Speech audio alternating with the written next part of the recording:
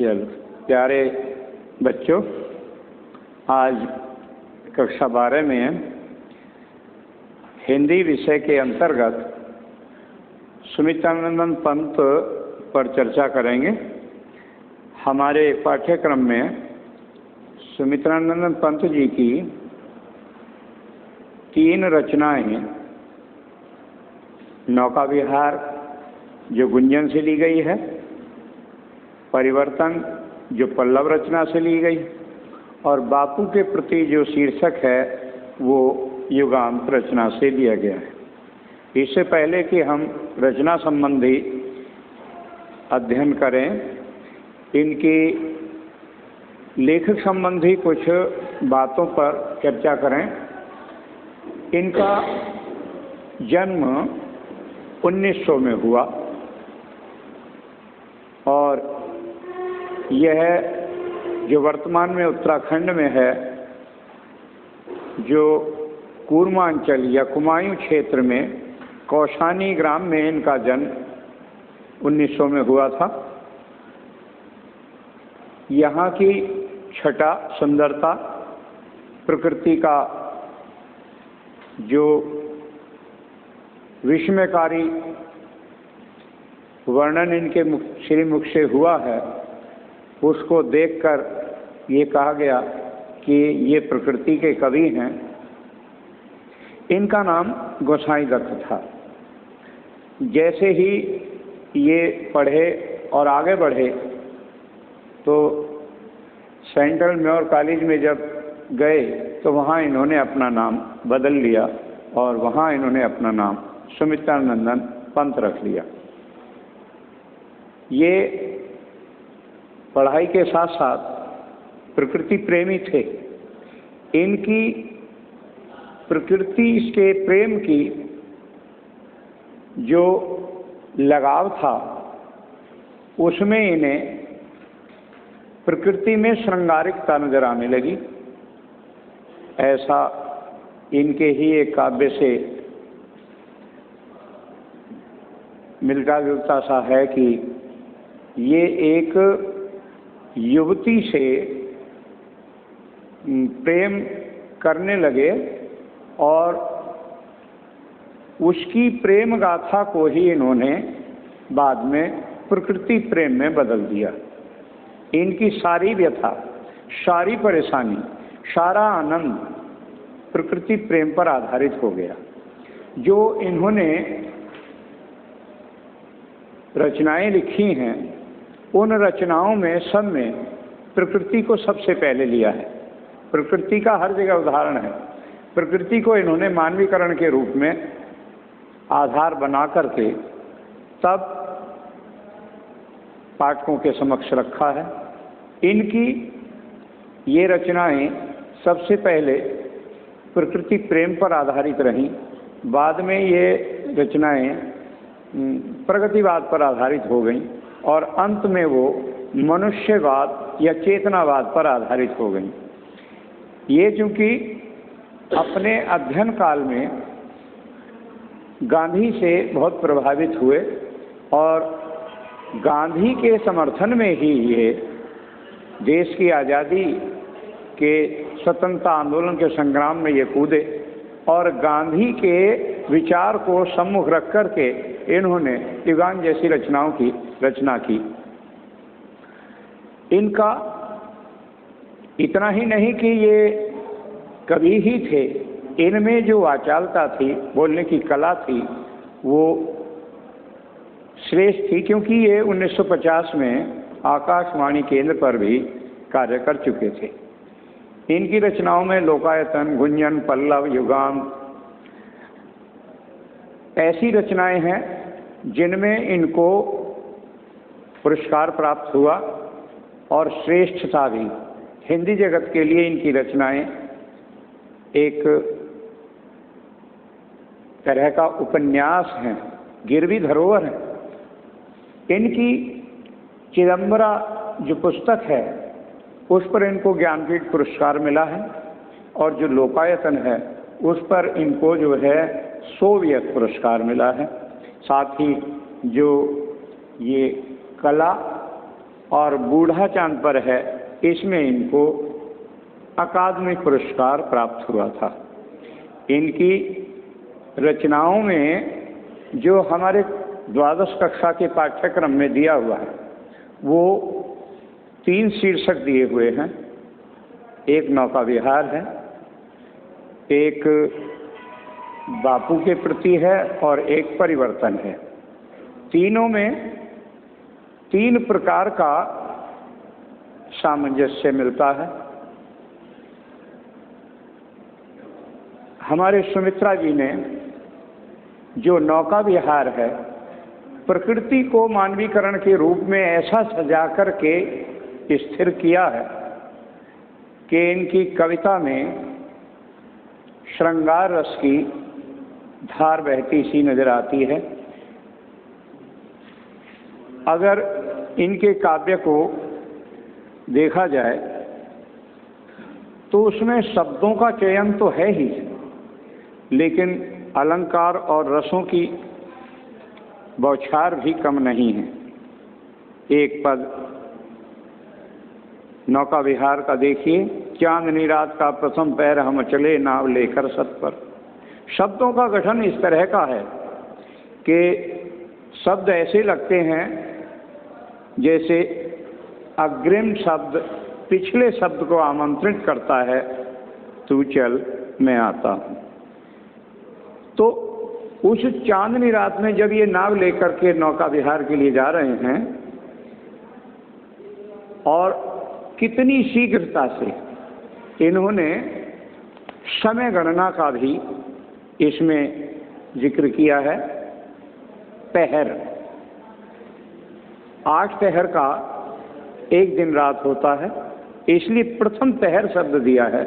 तो ये काल गणना का भी गणित अपनी भाषा में रखते थे। शिकता की स्मृत सीपी पर मोती की ज्योत्सना रही विचर, लो पाले चढ़ी उठा लंगर। उस भाषा को इन्होंने संजोया, उस भाषा को इन्होंने प्रयोग किया। जैसे हम खड़ी बोली कहते हैं, हम पाठकों के लिए वो खड़ी बोली सहज ही समझ में आती है और उसमें शब्दों के अर्थ कहीं तत्सम और कहीं तद्भव रूप दिखाई देते हैं। पुराने अपने समयकालीन के शब्दों का गठजोड़ करके इन्होंने लिखा, लो पाले चढ़ी उठा लंगर। नाव जब चलेगी तो उसके लंगर को खोल करके, पाल लगा करके नाव को आगे बढ़ाते हैं। इतना ही नहीं, वो जल कितना शीतल है, सुंदर है, शांत है और उस पर चंद्रमा से पड़ने वाली रोशनी उस जल को कितना ऐसा लगाने लगती है, ऐसा बताने लगती है, ऐसा चमकदार, ताकि हम उसको विस्मित दृश्य के रूप में देखते हैं। इतना ही नहीं, जैसे ही नदी अंदर पहुंचती है तो चपला, चपला का अर्थ तो बिजली है, लेकिन यहाँ पर चपला का अर्थ नाव से है। ये चंचल, ये चलने वाली जो नाव है बिजली की तरह, तो ये नाव जो है बीच धार में जैसे ही पहुंचती है, छिप गया चांदनी का कगार। छोटे छोटे, चाहे वो पेड़ पौधे हों, वृक्ष हों, टापू हों, वो सारे उस रोशनी में छिप जाते हैं, समाप्त हो जाते हैं और एक चादर सी बिछी हुई प्रतीत होती है। गंगा का जल ऐसा लगता है कि ये पृथ्वी तल के रूप में है, लेकिन बीच में जो रस गंगाधार बह रही है उसको मानवीकरण के आधार पर सुमित्रा नंदन पंत जी ने एक महिला का रूप दिया है और वो महिला इस तरह से कृश कोमल शरीर के रूप में सोई हुई है, लेटी हुई है। ऐसा लगता है कि ये उसके दोनों किनारे नदी के 2 बाहें हों और जिस प्रकार से 2 बाहें होंगी, वो 2 बाहें जिस तरह से आपस में आलिंगन करने के लिए तैयार रहते हैं, प्रस्तुत होते हैं। तो वो दो किनारे, यहाँ पर एक वैज्ञानिक तथ्य दिया है, कोई भी वस्तु जितनी दूर से दिखाई देगी वो छोटी दिखाई देती है। तो ये किनारे आगे मिलते हुए छोटे होते से दिखाई देते हैं और इनको हाथों का मानवीकरण रूप दिया और ये हाथ ऐसे लगते हैं जैसे दोनों मिल रहे हों, आलिंगन कर रहे हों। अति दूर क्षितिज पर विटभ माल लगती भूरेखा सी आराम। जैसे ही दूर देखेंगे गंगा नदी के किनारे खड़े हुए छोटे छोटे चमकेंगे, जो बड़े बड़े वृक्ष हैं वो भी छोटे से चमकेंगे और वो एक पंक्ति सी दिखाई देगी। और वो पंक्ति कैसी दिखाई देगी? जैसे कि कोई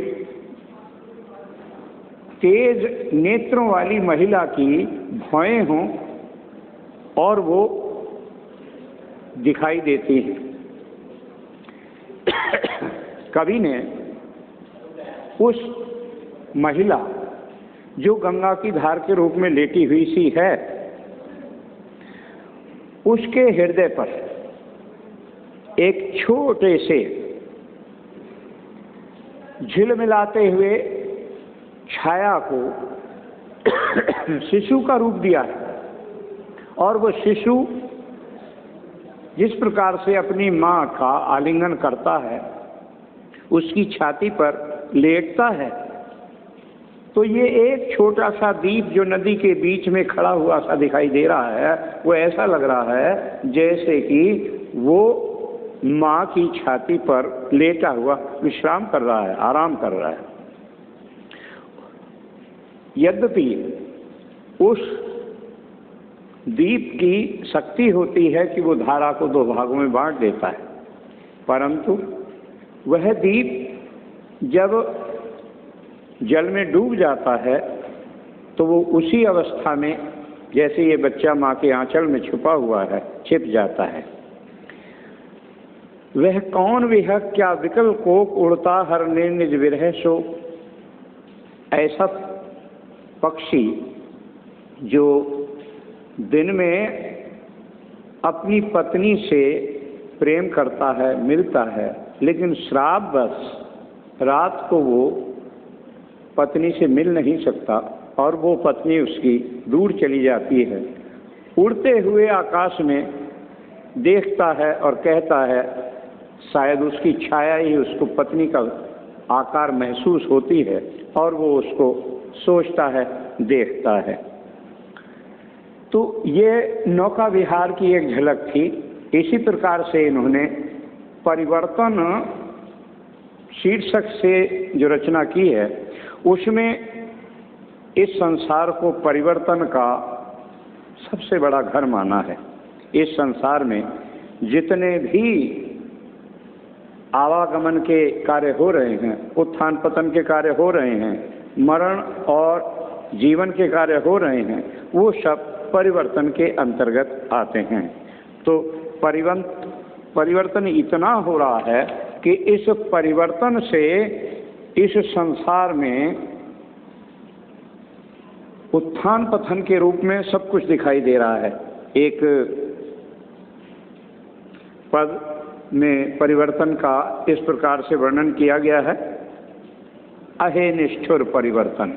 कवि ने परिवर्तन को निष्ठुर अर्थ दिया है, क्योंकि परिवर्तन इतना निष्ठुर होता है, ये किसी को भी दया नहीं दिखाता। जो इसे करना होता है करता है। ईश्वर के एक झलक से इतना बड़ा परिवर्तन, यानी प्रलयकारी रूप भी हो सकता है। ये परिवर्तन का कार्य है। तुम्हारा ही तांडव नर्तन है प्रभु, हे ईश्वर की जो क्रियाकलाप है, उन क्रियाकलापों में ही उनका तांडव नर्तन हो जाता है। थोड़ी देर में ही विश्व का विवर्तन, यानी ये सारा संसार प्रलय के गर्त में चला जाता है, मात्र थोड़े से परिवर्तन से।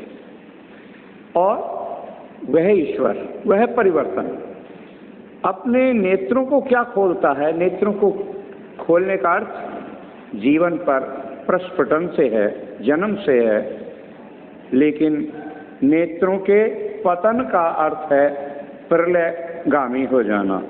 तो ये संसार क्षण भर में प्रलय के गर्त में चला जाता है और क्षण भर में कुछ भी हो सकता है। कवि कहता है, अरे वासुकी सहस्रफन, वासुकी नाग के रूप में जो हजारों फनों वाला है वो इस संसार में छत विछत कर सकता है क्षण भर में। लक्ष्य अलक्षित चरण तुम्हारे चिन्ह निरंतर। और फिर कवि की कल्पना है कि इस संसार में जैसे सांप चलते चलते अपने पैरों के निशान छोड़ जाता है, इसी तरह से कुछ परिवर्तन दिखाई देते हैं, कुछ दिखाई नहीं देते हैं, लेकिन वो हर समय जैसे सत सत फेन छिस स्फीत फूतकार भयंकर, जैसे वो वासुकी सर्प अपनी सांस लेने के, सांस को बाहर फेंकने से अपने जहर से संसार को मृत्यु के गर्त में पहुंचा देता है, ऐसे ही क्षण भर में परिवर्तन निश्चित है। घुमा रहे हैं घनाकार जगती का अंबर, ये आकाश, ये पृथ्वी, ये सब जो घूम रहे हैं परिवर्तन का ही अंतर है, परिवर्तन का ही आधार है। मृत्यु तुम्हारा गरल दंत, और कवि ने सांप के दांत को मृत्यु का कारण, मृत्यु का आधार माना है। कंचुक कल्पांतर, और क्षण भर में एक युग से दूसरे युग में परिवर्तित कर देते हैं। कब? केवल परिवर्तन के आधार पर। तो सब दिशाओं में परिवर्तन का ही बोलबाला है, परिवर्तन ही सब कुछ है। पल्लव से उनकी ये जो रचना है उस परिवर्तन का इन्होंने बड़ा ही मनोहारी दृश्य उपस्थित किया है।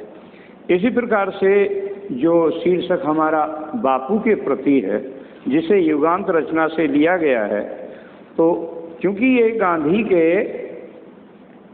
समर्थक रहे, गांधी के वादों को इन्होंने आगे बढ़ाया, गांधी की जो नीति थी उस पर ये हमेशा चलते रहे, उसी नीति को इन्होंने अपने काव्य में स्थान दिया, उसी पर आधारित इन्होंने बापू के प्रति जो लिखा है उसमें भी ऐसा ही वर्णन इन्होंने किया है। जैसे सुख भोग खोजने आते सब, ऐसे इस सांसारिक संसार में बहुत से लोग हैं जो केवल सुख भोगने के लिए आते हैं, उन्हें और कुछ भी संसार में नहीं, केवल सुख भोगने की इच्छा होती है। तो ऐसे सांसारिक लोग जो केवल भौतिक सुख भोगने के लिए आते हैं, लेकिन हे बापू, हे महात्मा गांधी जी, आप इस संसार में सुख भोगने के लिए नहीं आए, आप आए तो किस लिए आए? सत्य की खोज करने के लिए। तो सत्य की खोज करने में आप लगे रहे, आपने अपने सुख के भोगों को त्याग करके केवल सत्य की खोज की।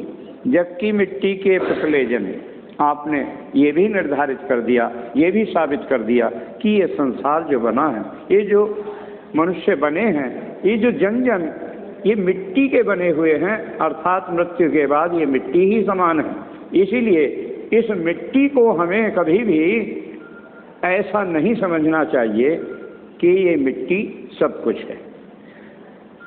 तुम आत्मा के, मन के मनोज, मनोज जो कमल सदृश होता है, वो सुंदरता भी होती है उसमें, आत्मा भी होती है उसमें, लुभावनापन भी होता है उसमें, व्यक्ति को उसी प्रकार होना चाहिए। और ये तुमने बताया कि इस संसार में जड़ता है, लेकिन आपने जड़ता में क्या सिखा दिया? जड़ता में जीवन सिखा दिया। हिंसा, हिंसा में आपने अहिंसा करना सिखा दिया। स्पर्धा, स्पर्धा में आपने मेल मिलाप समन्वय करना सिखा दिया। और आपने तो क्या किया है? अहिंसा अपनाई है, चेतना का सबको अधिकार विकास करने का आपने मार्ग बताया है, और नम्रता आपने सिखाई है।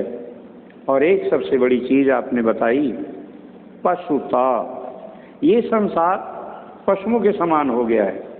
पशु वृत्ति इस प्रकार से होती है, मनुष्य उसी पशु वृत्ति का शिकार हो गया और पशु बनता जा रहा है। लेकिन हे महात्मा गांधी जी, आपने इस संसार को जो पशुता प्रकृति थे उनको भी कमल सदस्य बना दिया। और तुमने क्या किया? सरोज की तरह, कमल की तरह मानव को मानवता सिखा दी। मानव क्या होता है, मनुष्य का क्या काम है, मनुष्य संसार के प्रति है, मनुष्य संसार को वसुधैव कुटुंब माने, मनुष्य सारे संसार को अपना भाई माने, ये सिखा दिया है। हमें पथ दलित की सुरक्षा करनी चाहिए। हमें किसी पर भी तिरस्कार का रूप आरोप नहीं करना चाहिए। हे गांधी, आपने ये सिखा दिया है। तो ये तो मात्र इसमें वीडियो में आपको समझाया। आपके PDF में जो सुमित्रानंद पंत जी की जीवन परिचय और इनके पदों की व्याख्या जो दी है, उनको आपको उसी रूप में कॉपी पर करना चाहिए जिस प्रकार से आपके PDF में दिखाई दे।